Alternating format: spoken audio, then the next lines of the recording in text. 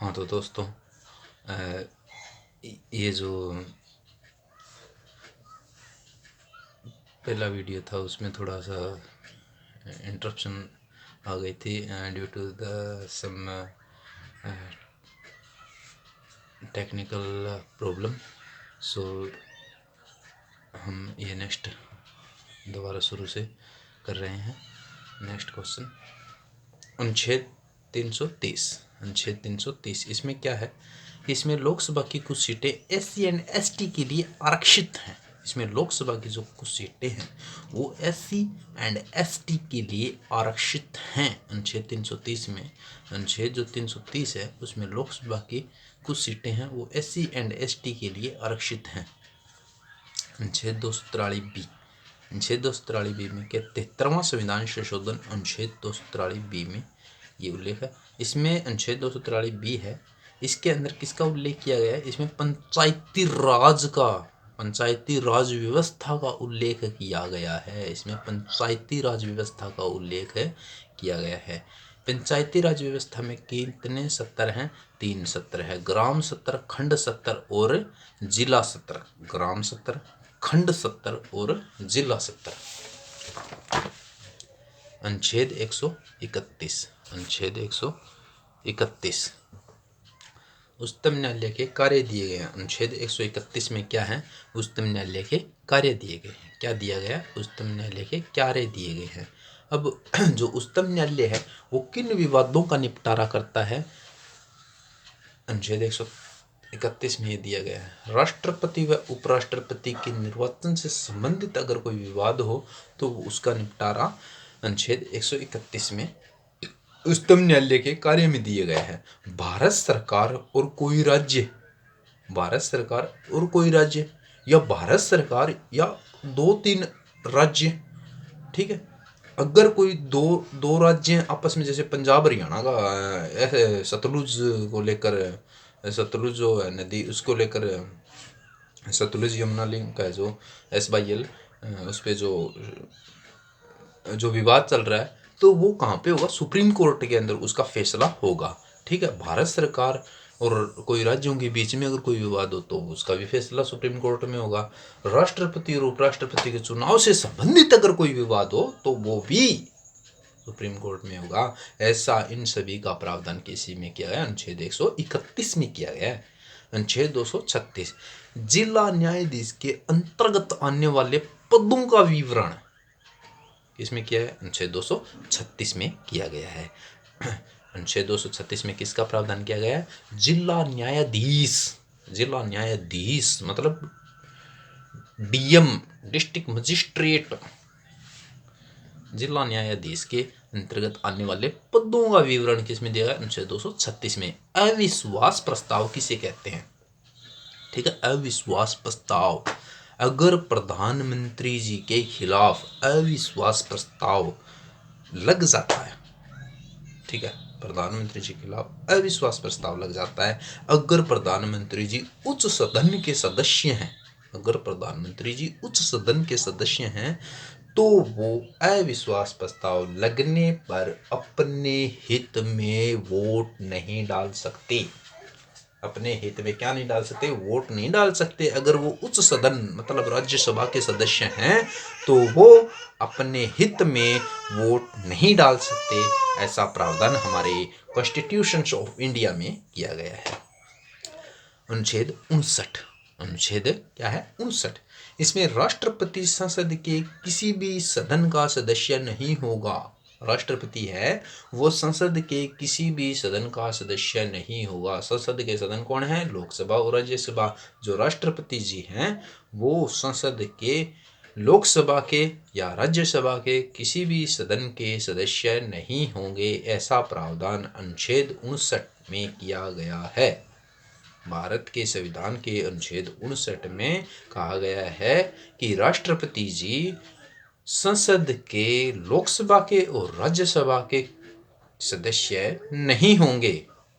अनुच्छेद 79, संघ के लिए एक संसद होगी। अनुच्छेद 79 में क्या कहा गया है, अनुच्छेद 79 में क्या कहा गया है, अनुच्छेद 79 में कहा गया है कि संघ, संघ मतलब भारत संघ, भारत संघ क्यों कहा गया है, क्योंकि भारत के जो राज्य हैं उनका एक संघ होता है। जैसे कि संघ किसे कहते हैं, संघ जैसे मान लो कि आपके गांव में या आपके शहर में, आपके ज़िला में, आपके स्टेट में आपने देखा होगा कि जैसे भी जो हमारे जो लोक देवता हैं, जो हमारे लोक देवता हैं उनमें जो टोलियां चलती हैं, जैसे मान लो कि 15 आदमी हैं, 10 आदमी हैं, लेडीज़ हैं, जेंट्स हैं, बच्चे हैं, वो एक ग्रुप के अंदर जाते हैं उनके देवताओं के, तो उनको क्या बोला जाता है, संघ बोला जाता है। उसी तरह भारत के जो 28 राज्य हैं और 9 केंद्र शासित प्रदेश बने हुए हैं, 9 केंद्र शासित प्रदेश मतलब कि जम्मू कश्मीर और लद्दाख, उनको भी केंद्र शासित प्रदेश बना दिया गया है, ठीक है। और हमारे 28 राज्य हैं, तो उनका एक भारत क्या है, संघ है, संघ है। लेकिन ये संघ आप वो संघ मत समझना कि जैसे अमेरिका के अंदर 2 नागरिकता दी जाती है, एक स्टेट की नागरिकता होती है, एक देश की नागरिकता होती है, वो नहीं है। राज्यों का कोई भी अपने आप में कोई वर्चस्व नहीं है। अगर भारत चाहे तो उन राज्यों पर खुद अपना प्रभुत्व चला सकता है, ऐसा हमारे संविधान में प्रावधान है।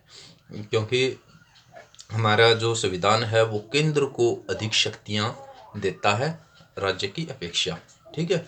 और कुछ परिस्थितियाँ ऐसी बनाई गई हैं कि उनके अंदर जो राज्यों को जो शक्तियाँ दी गई हैं वो डायरेक्ट राष्ट्रपति जी के हाथ में चली जाएंगी थ्रू प्रधानमंत्री जी। प्रधानमंत्री के नेतृत्व में राष्ट्रपति जी देश पे शासन करते हैं, ठीक है जी। ऐसा हमारे संविधान में प्रावधान किया गया है। संघ के लिए एक संसद होगी, लोक और संसद किससे बनेगी, लोकसभा से, राज्यसभा से और राष्ट्रपति जी से। लोकसभा से कानून पास होने के बाद राज्यसभा में जाता है, राज्यसभा से पास होने के बाद राष्ट्रपति जी के पास जाता है, राष्ट्रपति जी साइन होने के बाद वो अधिनियम कहलाता है। उससे पहले वो क्या कहलाता है, विधेयक कहलाता है, ठीक है जी। अनुच्छेद 129, उच्चतम न्यायालय को न्यायालय की अवमानना पर दंडित करने का अधिकार है। अगर उच्चतम न्यायालय के आदेश को अगर कोई अवमानना करता है, मानता नहीं है, या उच्चतम न्यायालय के खिलाफ कोई बोलता है, अगर उच्चतम न्यायालय के दिए हुए फैसले पर अगर कोई ऑब्जेक्शन, हाँ ऑब्जेक्शन लगा सकता है, खैर अपील कर सकता है दोबारा, लेकिन उच्चतम न्यायालय ने जो आदेश दे दिया उसकी अवमानना नहीं कर सकता कोई। अगर कोई अवमानना करता है तो उसे दंड देने का अधिकार उच्चतम न्यायालय को दिया गया हमारे संविधान में अनुच्छेद 129 के थ्रू।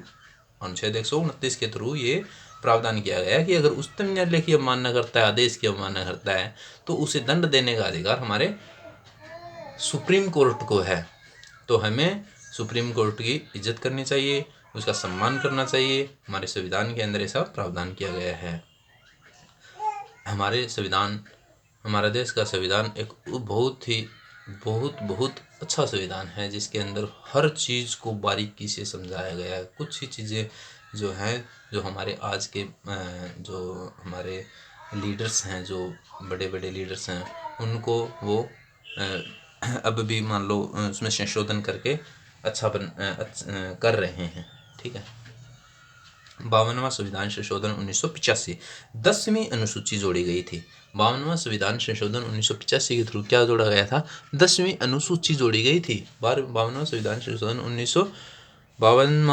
संशोधन 1985 के द्वारा क्या जोड़ी गई थी, 10वीं अनुसूची जोड़ी गई थी, ठीक है। सांसदों विधायकों के दल बदल परिवर्तन के आधार पर निर्हता योग्यता का प्रावधान किया गया। इसमें दल बदल विरोधी कानून बनाया गया था।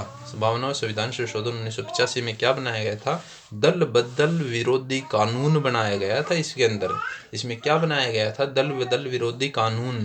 क्योंकि देखो कि कोई भी, जैसे मान लो कि कोई व्यक्ति है, वो जीतता किसी दल से है और फिर वो बाकी दूसरे दल में एंटर कर जाता है, तो उनके खिलाफ 52वां संविधान संशोधन किया गया 1985 के अंदर, और उसमें 10वीं अनुसूची जोड़ी गई और उसमें दल बदल विरोधी कानून बनाया गया और अयोग्यता का एक प्रावधान किया गया है, जिसके थ्रू वो सारा कुछ करते हैं, ठीक है।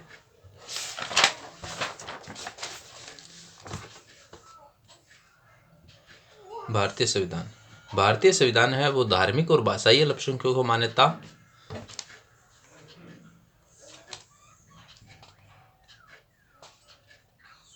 भारतीय संविधान है तो धार्मिक और भाषाई अल्पसंख्यकों को मान्यता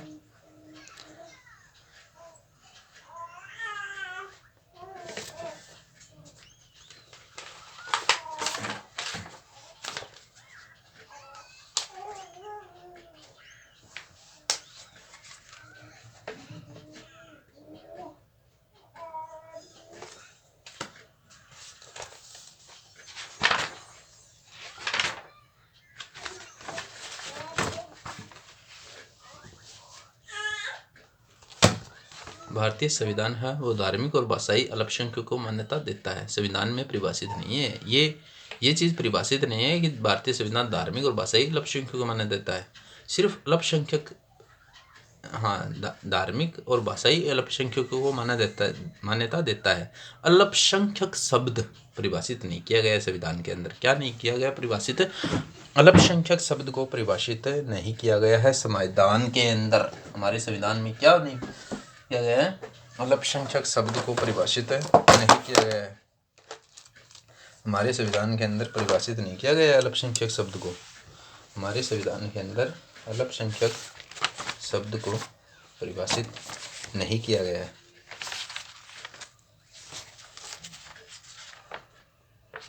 हमारे संविधान में अल्पसंख्यक शब्द को परिभाषित नहीं किया गया है।